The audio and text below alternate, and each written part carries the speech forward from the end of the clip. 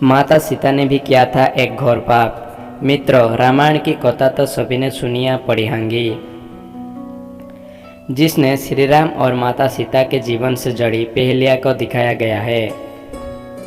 उनमें से एक कहानी में बताया गया है कि कैसे मर्यादा पुरुषोत्तम राम अपने पत्नी सीता को एक धोबी के बात में आकर अयोध्या छोड़कर जाने को कह दिया था। लेकिन क्या आपको पता है, वो धोबी के रूप में जन्मे एक पक्षी था, जिसके श्राप के वजह से ही वन में भटकना पड़ा था। जी हाँ, आपने सही सुना, माता सीता को श्राप मिला था।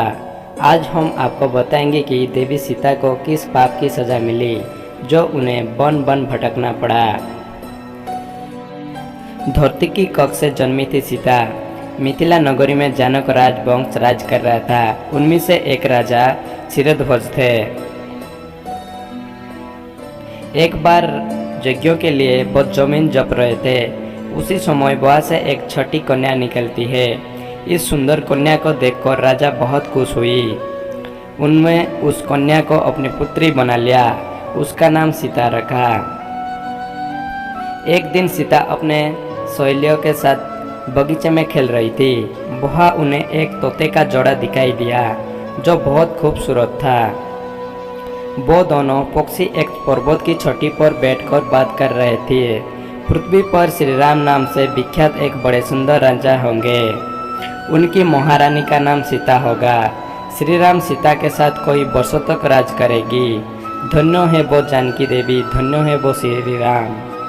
माता सीता ने जानी प्रभु राम की कहानी। तोते की ऐसी बात सुनकर सीता ने सोचा कि ये दोनों तो मेरे ही बारे में बात कर रही है। इन्हें पकड़कर मैं इसे अपने जीवन से जुड़े सारी बातें पूछ सकती हूँ। इसलिए उन्होंने अपने सहेलियों से उन दोनों पक्षियों को पकड़कर लाने के लिए कहा। उनकी सहेलियाँ उस पर्वत पर गई और दोनों पक्षी को पकड़कर ले आए। माता सीता उन पक्षियों से कहती है कि तुम दोनों बहुत सुंदर हो, देखो डरो नहीं, मैं तुम्हें कोई नुकसान नहीं पहुंचाऊंगी। तुम बस मुझे ये बताओ कि तुम कौन हो और कहाँ से आए हो।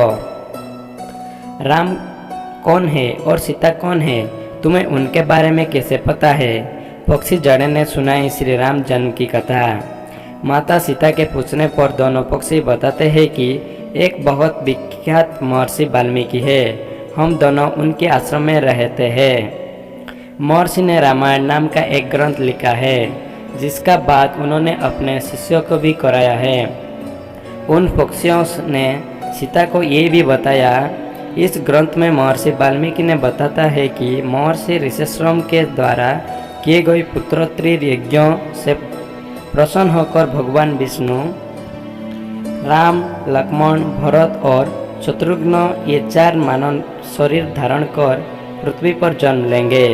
बड़े होने पर श्री राम महर्षि विश्वामित्र और अपने छोटे भाई लक्ष्मण के साथ हाथ में धनुष लेकर मिथिला आएंगे और शिव जी के धनुष के तोड़कर सीता से विवाह करेंगे। पक्षी जड़े कहे हैं, सुंदरी, हमने तुम्हें सब कुछ बता दिया, अब हमें छोड़ दो, हम जाना चाहते हैं। पक्षियों की बातें सुनकर माता सीता के मन में और भी बातें जानने की इच्छा हुई। उन्होंने उन दोनों से पूछा कि राम कहाँ होंगे, वो किसका पुत्र है, कैसे वो मिथिला आकर जानकी से विवाह करेंगे। नौर तोता बोला कि श्री रामचंद्र का मुख कमल समान सुंदर, नेत्र बड़े बड़े और खिले हुए नासिका, मैं उनका क्या वर्णना करूं, जिसके गुण का व्याख्यान सम्मुख वाला भी नहीं कर सकता। दोनों पक्षी कहते हैं कि जानकी देवी धन्य है, जो जल्दी रघुनाथ जी की पत्नी बनकर उसके साथ कई वर्ष तक राज करेंगी। लेकिन तुम कौन हो। पक्षियों की बात सुनकर सीता ने कहा कि जैसे तुम लोग जानकी कहते हो, वो मैं ही हूँ। माता सीता उन्हें कहती है कि मैं तुम दोनों को तभी छोड़ूंगी जब श्री राम यहाँ आकर मुझसे विवाह करेंगे। तब तक तुम दोनों आराम से मेरे घर में रह सकते हो। ये सुनकर माता तोता ने जानकी से कहती है, हम वन के पक्षी हैं, हमें घर में सुख नहीं मिलेगा। मैं गर्भवती हूँ, मुझे जाने दो। मैं अपने स्थान पर जाकर अपने बच्चे पैदा करूँगी आप चाहे तो उसके बाद मैं फिर से यहाँ आ जाऊंगी। उसके कहने पर भी सीता जी ने नहीं छोड़ा तो उसके पति यानी नरतोता ने कहा, मेरे पत्नी को छोड़ दो, वो गर्भवती है। जब ये बच्चे को जन्म दे देंगी तब उसे लेकर मैं फिर तुम्हारे पास आ जाऊंगा। तो माता सीता ने कहा कि तुम आराम से जा सकते हो, लेकिन ये मुझे बहुत पसंद है, तुम घबराओ नहीं, मैं इसकी अच्छा से देखभाल करूंगी। जब सीता ने उस माता तोते को छोड़ने से मना कर दिया, वो पक्षी दुखी हो गया। पक्षी सीता जी से निवेदन करता है कि मैं अपनी पत्नी के बिना जिंदा नहीं रह सकता, इसलिए इसे छोड़ दो। माता सीता तुम बहुत अच्छी हो, मेरे प्रार्थना मान लो। इस तरह उसने बहुत समझाया, लेकिन सीता ने उसकी पत्नी को नहीं छोड़ा। तो माता पक्षी ने क्रोध में सीता को श्राप दिया कि अरे जिस प्रकार तू मुझे अपने पत्नी से अलग कर रही है, ऐसे ही तुझे भी स्वयं गर्भवती अवस्था में श्री राम से अलग होना पड़ेगा। कुछ दिन बाद पति से बिछड़ने के दुख में प्राण निकल गई। पत्नी की मौत हो जाने पर नर पक्षी दुखी हो गया। फिर वो सीता जी से बोला कि मैं मनुष्य से भरी श्री राम की नगरी अयोध्या में जन्म लूंगा। मेरे ही कारण तुम्हें पति का बैग का दुख उठाना पड़ेगा। ये कहकर बुआ से उड़ जाता है। कुछ साल बाद उसका जन्म अयोध्या में धोबी के घर में हुआ। उस धोबी के कारण ही सीता जी का अपमान हुआ।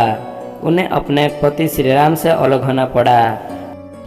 उस तोते का श्राप ही सीता जी के पति श्री राम से बिछड़ने के कारण बना। इसलिए जब माता सीता गर्भवती थी तो उन्हें भी पति से दूर वन में रहना पड़ा। अपने अक्सर लोगों को कहते सुना होगा कि हमें हमारे कर्म का फल जरूर मिलता है।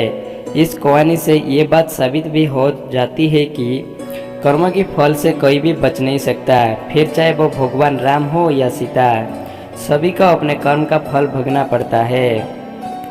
तो दोस्तों आज के वीडियो में इतना ही। आपको वीडियो पसंद आएगी तो वीडियो को लाइक और चैनल को सब्सक्राइब जरूर करें। धन्यवाद।